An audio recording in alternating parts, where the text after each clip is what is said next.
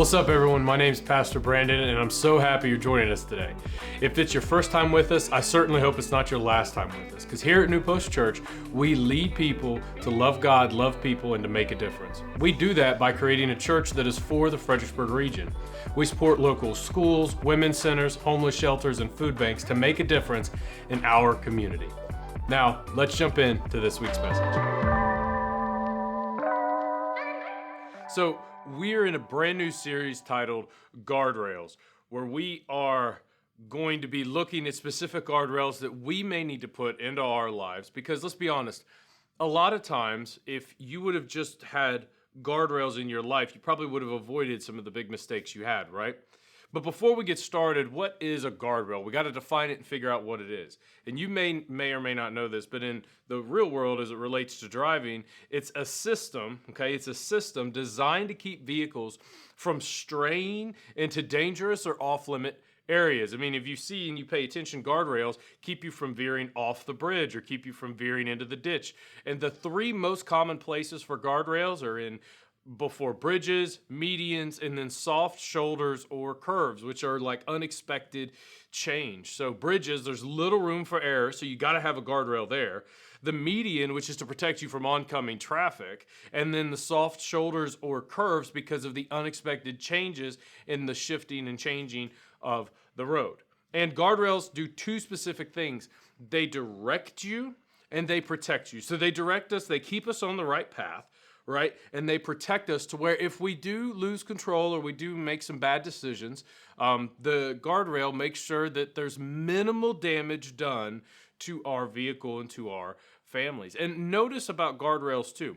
Guardrails are not placed in the danger zone, right? Guardrails are actually placed in the safety zone. If you pay attention when next time you're driving, a guardrail is placed on the asphalt of the road. It's not placed in the ditch.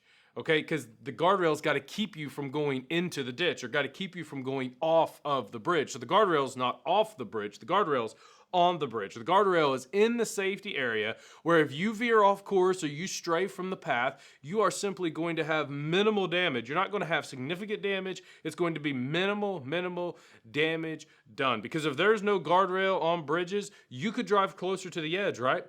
But then if something happens, you go right off of that bridge. I think of the nice bridge as I go up to New Life to record messages or to do sermon writing and stuff. Like if those guardrails weren't on the side of that bridge, we're in trouble. Sure, I could drive a little closer to the edge, but one mistake, and instead of just being bounced back onto the road, I am flying off the bridge, and that's just simply not good. Again, guardrails are designed to keep minimal damage to the vehicle and to the people inside. The damage done by hitting a guardrail, many of you know this, the damage done by hitting a guardrail is minor compared to what happens when you veer off completely. And the highway is not the only place that we need guardrails. In fact, in this series, we're going to learn how we need guardrails in all the different aspects and different areas of our lives. Because in fact, your greatest regrets and my greatest regrets, I know this from my perspective, could have and probably would have been avoided if I had established guardrails. In fact, some of your biggest regrets would have been avoided if you would have established financial, moral, relational, or professional guardrails. And some of the biggest issues you have just simply would have been minor damages, a little ding in the paint, instead of a completely derailing of your career or of your marriage or of your financial standing. Future regrets can be avoided if we begin to establish guardrails now. It's so important that we do this. And many people sit back and say, it's not important. I don't want guardrails. I can handle myself. I'm telling you, you just should probably have guardrails. And the problem is culture doesn't encourage guardrails, right? I mean, as soon as I started talking about this, you immediately started pressing back probably, and you're not interested. Brandon, I don't want to hear this. I'm not interested in hearing about how I need guardrails and blah, blah, blah. And I understand that. We don't like to have guardrails, but these are guardrails that you impose upon yourself, that you make the determination that your goal or the area you're going, the destination you want to get to one day is so important that you don't want to get derailed or stray from the path on the way. And culture doesn't want us to establish guardrails. In fact, if to stick with our road analogy, culture wants us to have painted lines, not guardrails.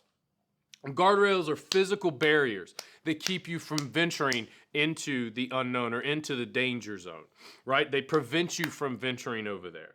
Painted lines are just suggestions. You can cross them over with no issues and there's no problem at all. In fact, they establish almost gray lines. There is no a definite don't go there, you ought not go there, you shouldn't go there. There's none of that.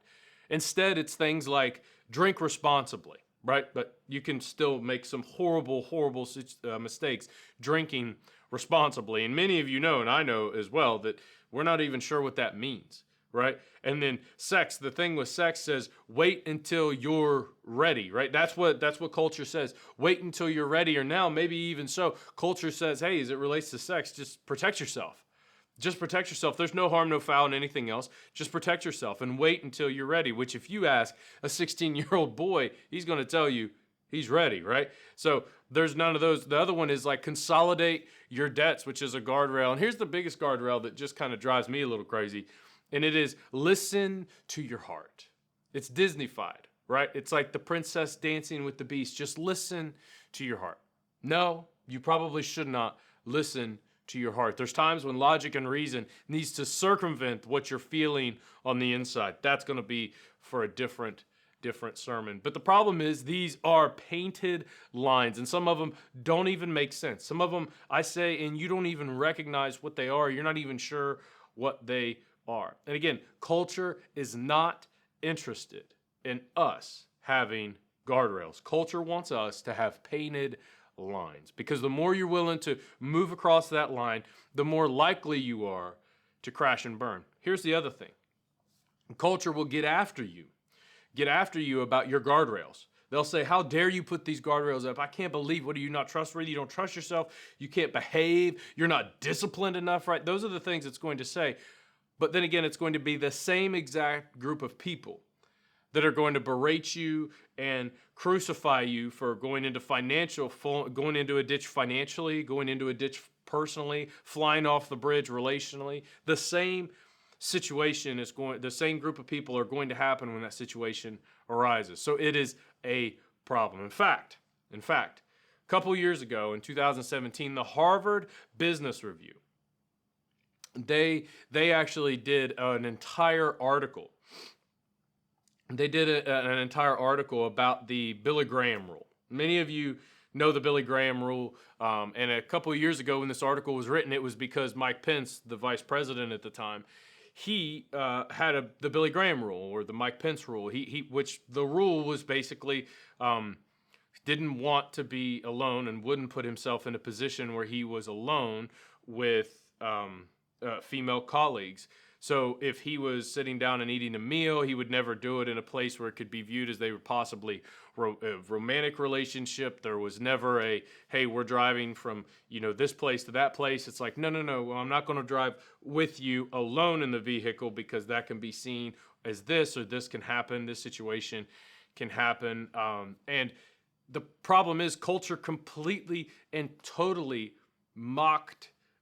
They just exploded on Mike Pence at the time. They were so frustrated and so angry at him. They called him a bigot. They said all sorts of different things about this guardrail that he had put in place. And the Harvard Business Review wrote this article, and by this guy is a very convincing, an excellent article. There's some great points in the article, so I'm not poking fun at the article. It makes some really good points. And I will say that the Billy Graham rule has been misapplied, and when it's misapplied, it does put women at a disadvantage, but when it's appropriately applied, everybody wins.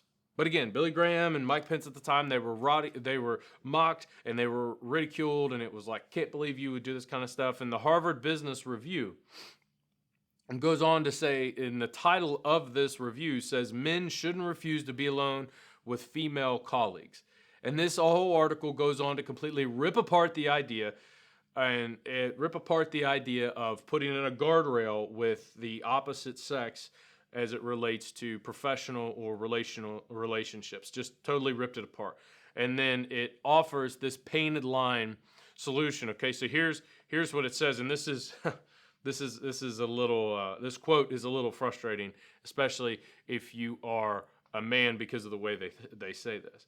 So this is directly from the Harvard Business Review report. It says, this is at the end. So what's a evolved male leader to do? Given this situation, what's an evolved male leader to do? In the simplest terms, become what we call a thoughtful caveman. A thoughtful caveman, which is very interesting because you can sit back and call men thoughtful cavemen, but I've never heard of a thoughtful cave woman. I've actually never even heard of a cave woman. In fact, I know there were cave women. I knew they existed, but we dare not talk about a cave woman. But in the Harvard Business Review, you can absolutely men should become thoughtful cavemen. Healthy, mature, self-aware men understand and accept their distinctly male neural architecture. Now, I'm not sure that I understand what that last sentence means because it's so charged with big words. But the truth is, the truth is, healthy, mature, self-aware men. Healthy, mature, self-aware men are the same ones that understand they probably should have some sort of guardrail. Healthy, mature, self-aware men are the ones that sit back and go, hey, I'm careful, I should do these things, okay? And I follow this, I'll just be honest with you, I follow a version of this, okay? This is kind of how I have certain situations where if I'm texting a female after, 9 o'clock or 8 o'clock at night, my wife always sees my phone. In fact, we put each other on group chats after that time. And there's times we put group chats when I'm talking to a female because it's just the way we do things. It's the way we protect. And now, again, this has been mischaracterized and misapplied in the past, and it has put women at a disadvantage. I'm not arguing that point.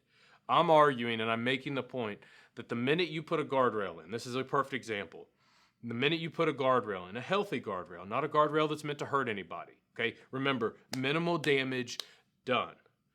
Not a guardrail that's meant to hurt anybody or hold anybody down or anything like that. The point is if you opt for guardrails, culture is not going to celebrate you. In fact, you will be persecuted because you decide to have these guardrails in. People won't understand why you've decided to do these things. And we're not just going to talk about this relational guardrail. We're going to talk about other ones. Now, listen, this is, before you guys get mad at me and get really frustrated, we are going to come back, okay, in a couple weeks and talk about this specific guardrail or one of the things we can do as it relates to this guardrail. So don't hear this and think this is the end of the conversation as it relates to the Billy Graham rule. We'll be back. We're going to visit this. We're going to pay attention to this in the future. Now, again, guardrails, this is not a new or an original idea. In fact, the Hebrew Bible and the New Testament address this dynamic all the time. Paul specifically writes to Christians in Ephesus about it. He talks about it a little bit in there. And Paul has just finished, in the section we're going to jump into and look at, Paul has just finished warning against a series of things that are, generally against, that you would agree and I would agree. We would all sit around a circle and say, yeah, those are bad things. We shouldn't have those things. Things like greed, marriage wrecking, immorality, dishonesty, all things that if we were to sit in a circle, we would go, yeah, we should not do those things. We should not behave this way. And then Paul offers us to be careful. He says maybe you should have a couple guardrails in place. He warns us of the natural and unnatural consequences of those behaviors, and then consequently says, hey, what are we going to do with it? To which we would say, we're with you, Paul. We're there. We need to behave. We need to avoid these things. We need to stay away from this stuff. Oh man, when we do those type of horrible, immoral things, the ramifications of it are really, really bad and it hurts. But then in the very next verse, listen to what Paul says. So he outlines in Ephesians chapter 5 all these issues. And then in Ephesians chapter 5, verse 15, after he outlines all these problems, to which we would all sit and agree with, and he outlines all these behaviors, he kind of plays out these behaviors. What happens if you do this? What happens if you behave this way? What happens if you're greedy? What happens if you're sexually immoral? What happens if you're this, if you're lying, if you're cheating, So he outlines what happens. And then after all of that, he wraps it up in a bow. He says, be very careful then. Be very careful then how you live. not as unwise, but as wise. And this phrase, how you live, literally translates to watch your step. Watch your step. Pay attention to how you live. Watch where you're walking. Watch how you're living. Watch how you're behaving. Watch how you're speaking. Pay attention. Be very careful how you live. Not as unwise, but as wise. And here's our definition of wisdom. This is the easiest way to think about wisdom. Wisdom is the filter through which we should make decisions, right? It's the way we should make decisions. And the easiest way to think if something is wise, this is a question I always go to. I say, given my past, the things I've been through, my present, the moment I'm in currently in time right now, like where I'm standing, what I'm thinking about, what I'm trying to accomplish, and my desired future. So where I want to be in 10 or 15, 20 years, what's the wise thing for me to do? So I sit down and I evaluate this, and I think you should too. You sit back and you go, okay, given where I've been, where I'm at right now, and where I want to be in the future, what's the wise thing, the smart thing, the wise thing for me to do? Not the easy thing, not the fun thing, not the simple thing. What's the wise thing for me to do? And this often helps when making decisions that aren't really right or wrong. There's not really a right or wrong. It's just, okay, am I going to make a wise or unwise decision? Ask yourself that very question. As it relates to guardrails. As it relates to guardrails, you should look around and say, hey, where I've been, what I'm going through, what I want in the future, what kind of guardrails should I put in place? What kind of things should I kind of make sure that I don't go off the road, I don't go off into a ditch?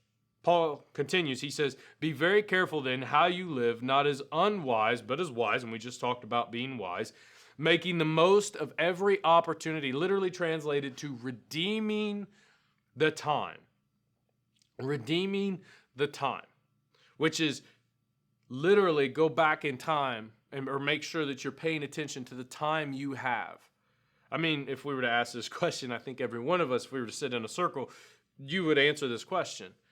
Don't you wish that there was a time of your life, or don't you wish there's a moment in time in your life where you could reach back and change what happened? I mean, isn't there a time in your life when you reach back and just wish you could get that year back? Or maybe you could go back and redeem that year or that 2 years, that 6 months, or that time at college, or that time in that marriage, or that time in that relationship, or maybe the first year with your kids, or the second year, maybe even the first 10 years with your kids. I mean, isn't there times when you wish you could go back and redeem that time instead of just letting it go? Making the most of every opportunity, redeeming the time. Be very careful then, Paul says. How you live, not as unwise, but as wise, making the most of every opportunity because the days are evil. We live in dangerous times, the apostle says. And the truth is, you and I do also. You can't afford to be careless. You cannot afford to be careless. You have to be careful how you live. In fact, let's go back to our driving analogy. You understand what a defensive driving class is all about, right? Defensive driving class is not to prepare you for how the trees behave on the side of the road, right? I mean, the defensive driving class is not to prepare you for how a stoplight works. Defensive driving class is not to prepare you for how to drink your coffee and also keep one hand on the wheel, right? That's not what defensive driving is for. Defensive driving is to protect you and to put you in the mindset of how others behave and how others react, right? That's the purpose of defensive driving. And what did your parents tell you when you were learning to drive? Your parents always told you what? Pay attention to the other guy. Pay attention to the other person. Look out for the other drivers. You're not worried about the tree. The tree's not going to jump out onto the road all of a sudden, right? You're not worried about the telephone pole. You're not worried about the stoplight suddenly falling down and taking over. Like, you're not worried about the stop sign. You're not worried about any of these other things. The thing you have to worry about on the road are the other drivers. And the truth is, that's what we have to worry about in our life also. We have to worry about the other drivers from time to time. So be very careful then how you live, not as unwise, but as wise, making the most of every opportunity because the days are evil. You have got to watch out around you and pay attention to those around you. Paul also continues. He says, therefore, in the next verse, therefore do not be foolish, but understand what the Lord's will is, which means don't live or don't approach life as if all your events are isolated and disconnected. That's not what God's will is for you. And you can't really put together what God's will or what the Lord's will is if you're just constantly chasing dopamine fixes here, there, here, there, here, there, and you're just going all around and you're going after all these different things. That's not what the Lord's will is for you. In fact, it's almost like the imperative is saying, look, just face up. Quit making excuses. You understand what the Lord's will is. Stop deceiving yourself. You know what to do to ensure what you ought to do. You know the guardrails you need to put in place. You know the things you need to stop doing. You know the things you need to start doing. You know what needs to happen. Don't be foolish, Paul says, but understand, pay attention to what the Lord's will is. Stop deceiving yourself. You know what he says is right and wrong. You know what's going on to ensure you do the right thing. And let's be honest, you've had close calls. I've had close calls. We've all had those moments. And then Paul gives us a one thing leads to another example. And this is an example that's important that we pay attention to. Guardrails are established, okay? Are established at the one thing in order to keep us from another. That's what a guardrail is. A guardrail is established at one thing in order to keep us from going to another thing. It acts almost like a barrier, again, to keep you on the road. Because if you go crazy and you bump in, minimal damage done. But if you drive clear off the side of the cliff, maximum damage done. So one thing leads to another. Paul, it gives us a one thing leads to another example. So Ephesians 5:18. Do not get drunk on wine. End of sermon. We're going to close. We're going to walk off right away. No, see, hold on. Stay with me. I know you're going to hear that and you're going to be like, oh, Pastor, hold on a second. Let's unpack this for a moment. At the time, watered wine was a staple of their culture. It was so important for their culture because at the time that Paul's writing, water was dangerous. Water was just dangerous because if it wasn't purified and cleaned and cared for water, it could kill you. But wine would keep you, somewhat hydrated, might get you a little drunk if you tried to make it drunk. It was watered wine, so it's not like super strong wine, that you're going to get, turn up. Like, it's not like that kind of wine, right? Our water is safe. Their water was not safe at all. So you need to know that when you begin understanding wine in the Old Testament and wine in the New Testament, how it behaved. It was part of parties. It was part of that type of thing, but it was also part of the normal culture also because water was more dangerous to do or to drink. So the apostle says, do not get drunk on wine, which leads to, I'm going to leave that blank there for you. Leads to what? You fill in the blank. Anything come to mind for you?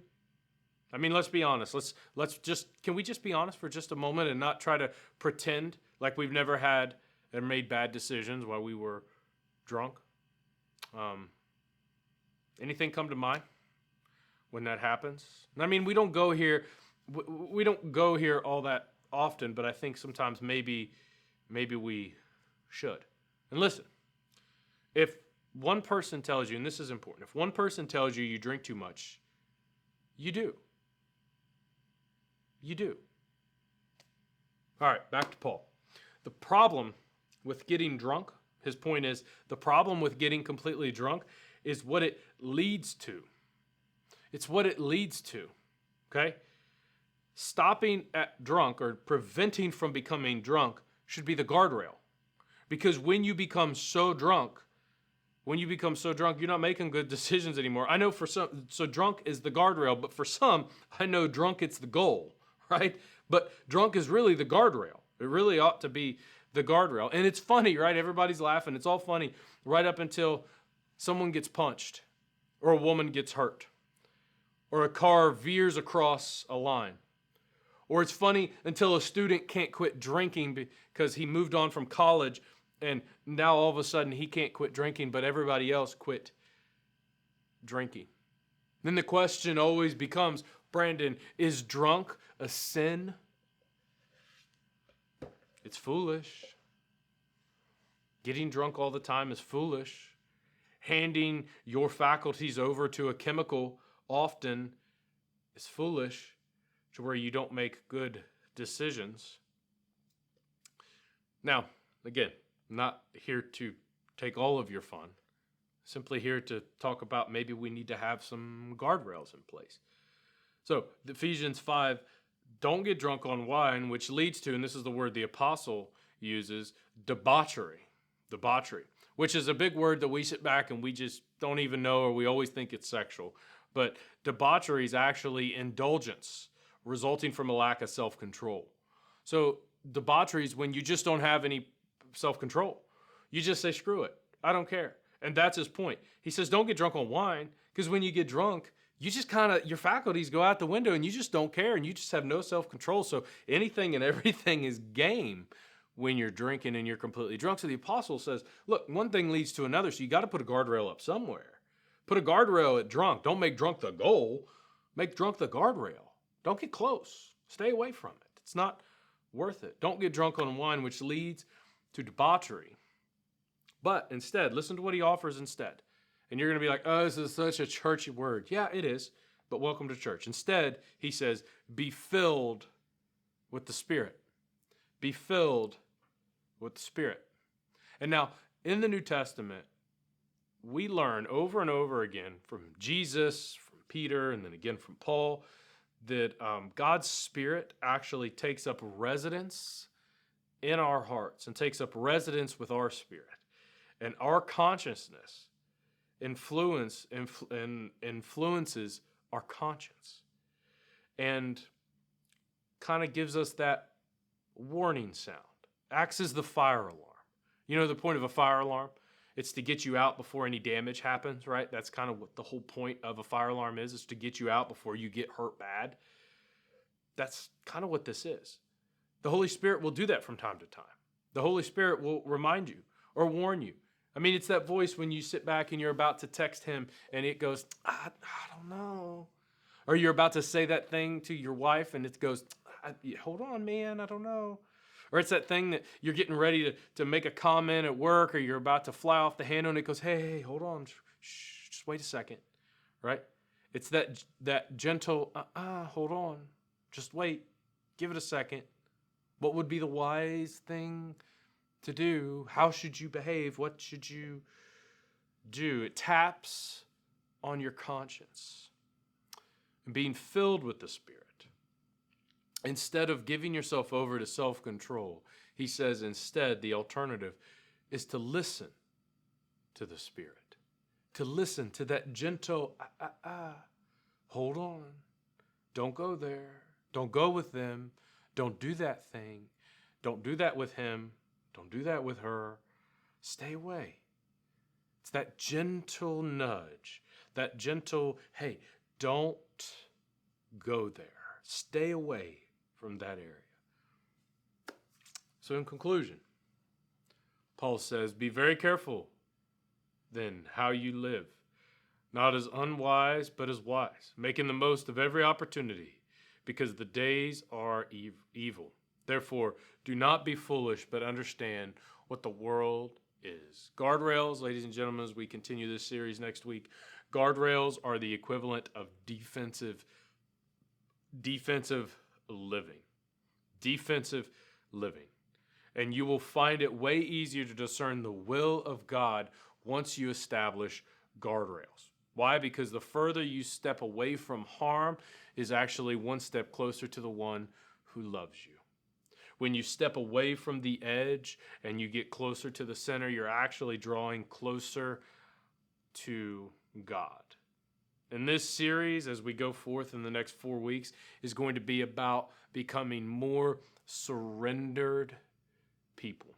It's not about controlling your behavior. It's not about behavior modification. Sure, there's going to be some good practical application things in there. But ultimately, the goal of this series is to become more surrendered people to our Heavenly Father.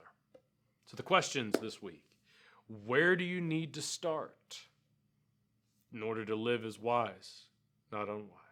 Where do you need to face up? What excuses are you making for yourself where you should probably put some guardrails in, but you're just not? Where are you driving just a little too close to the edge, or you're flirting with disaster? I want you to think about that this week, and we'll pick it up there next week. But I would love to pray for you before we go. Father, thank you. Thank you for those that are watching this online, Lord, and those that are spending their time either Sunday, morning, evening, Monday, or any time throughout the week with us. Lord, I pray that you would help us remember that guardrails are significant and they're important to the way we behave, the way we handle things. And God, there are just times in our life when we need to have guardrails. So Father, encourage us, help us as we learn in this series to place them firmly in the ground, in our safe zone, so that we can be more surrendered people to you. We give you all the praise and we love you. And it's in Jesus' name, amen.